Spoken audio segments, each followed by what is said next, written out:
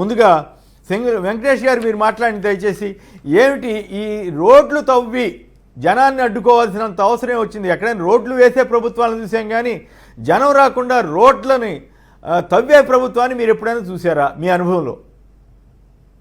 ముందుగా మీకు ప్యానల్లో ఉన్నటువంటి సోదరు వెంకటేష్ గారు వెరీ గుడ్ మార్నింగ్ అండి. ఈ ప్రపంచంలోనే చూడలేదు సార్, దేశంలో కాదు, ఈ ప్రపంచంలో ఎక్కడా కూడా ప్రతిపక్ష నాయకుడు, ప్రతిపక్ష పార్టీ లేదా ఏ రాజకీయ నాయకుడైనా కానీ వెళ్ళేటప్పుడు కాస్త కొంత నిబంధనలు అనుసరించండి అని చెప్పేసి హెచ్చరించడం మాత్రమే చూశాను తప్ప, లేదా దానికి తగిన విధానంగా పోలీసులు లేదా ఇంటెలిజెన్స్ వాళ్ళ యొక్క యాక్షన్ ఎలా ఉంటుంది అనేది మాత్రం చూసాం. కానీ ఇలా రోడ్లు ఆపి పార్టీలు జగన్మోహన్ రెడ్డి గారికి ఇవ్వండి మహాప్రభు అని చెప్పేసి అంటుంటే వైఎస్ఆర్సీపీ కార్యకర్తలు రాకుండా ఒక్క నిమిషం సార్, ఇందాక పొరపాటున హోంమంత్రి గారి పేరు అనిత గారు అనబోయి కవిత గారు అన్నట్టున్నాను, పొరపాటు మన్నించాలి. కాకపోతే ఆవిడ సాక్షికి సంబంధించి ఇచ్చిన స్టేట్మెంటు అది ఎంతవరకు కరెక్ట్ అనేది వారు కూడా ఆలోచించుకోవాలి, ఆధారాలు చూపించాల్సిన అవసరం అయితే ఉందని చెప్పాలి. రైట్ వెంకటేష్ గారు. పార్టీలు ఏదైతే ఉందో ఫస్ట్ టైం చూస్తున్నాం సార్, కార్యకర్తలకి పార్టీలు పెట్టి వాళ్ళని జగన్మోహన్ రెడ్డి గారి దగ్గరికి రాకుండా లేదా అసలు ఆ కార్యక్రమంలో పాల్గొనకుండా చేయటం, దానికి ట్రై చేయటం, తర్వాత వాళ్ళ మీద లాఠీ చార్జ్ చేయటం, ఇలాంటి కార్యక్రమాలన్నీ కూడా ఈ రాష్ట్రంలో ప్రప్రథమంగా చూస్తాం. ముఖ్యంగా చెప్పాలంటే జగన్మోహన్ రెడ్డి గారి పర్యటనకి జనాలు రావట్లేదు అంటున్నారు. ఒక పక్కన వాళ్ళ ఛానల్స్ లో కానివ్వండి, వాళ్ళ మీడియా పత్రికల్లో కానివ్వండి, అసలు జనాలు ఏమి పెద్దగా రాలేదని చెప్పేసి ఏదో బంగారుపాళ్యం అక్కడి నుంచి వచ్చిన జనాలు ఎక్కడ చూపిస్తున్నారని చెప్పేసి చూపిస్తున్నారు. విజువల్స్ చూస్తుంటేనేమో, టీవీ విజువల్స్ చూస్తుంటేనేమో అక్కడ నల్లపురెడ్డి ప్రసన్న కుమార్ రెడ్డి గారి మీద కూడా లాఠీ చార్జ్ చేయడానికి పోలీసులు దిగారు.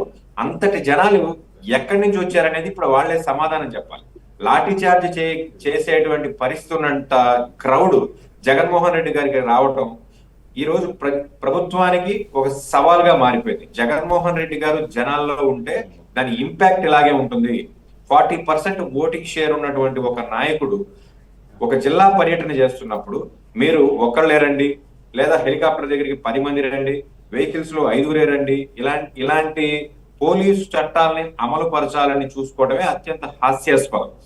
జగన్మోహన్ రెడ్డి గారు ఏ జిల్లాకి వెళ్ళినా, నెల్లూరు మాత్రమే కాదు ఈ రాష్ట్రంలో ఏ ప్రాంతానికి వెళ్ళినా జనాలు ఇలాగే వస్తారు అని చెప్పేసి ఆల్రెడీ ఇంటెలిజెన్స్ రిపోర్టు ఈ ప్రభుత్వానికి అలాగే కేంద్ర ప్రభుత్వానికి కూడా ఉంది. జగన్మోహన్ రెడ్డి జనాకర్షణ ఇలాగే ఉంటుంది అని చెప్పేసి పదే ప్రూవ్ అవుతున్నటువంటి విషయం కూడా. ఆయన పొగాకు రైతుల దగ్గరికి వెళ్ళినా, మిర్చి రైతుల దగ్గరికి వెళ్ళినా, మామిడి రైతుల దగ్గరికి వెళ్ళినా, లేదా మానవ హక్కులు ఉల్లంఘన జరిగిందని తెనాలి వెళ్ళినా, ఎక్కడికి వెళ్ళినా ప్రజలు తండోపతండాలుగా ఆయన దగ్గరికి రావటం, ఆయన చూడటం, ఆయన వాళ్ళని పరామర్శించటం, ఈ కార్యక్రమాలన్నీ జరుగుతున్నటువంటి ఒక సినారియో మనందరం చూస్తున్నాం.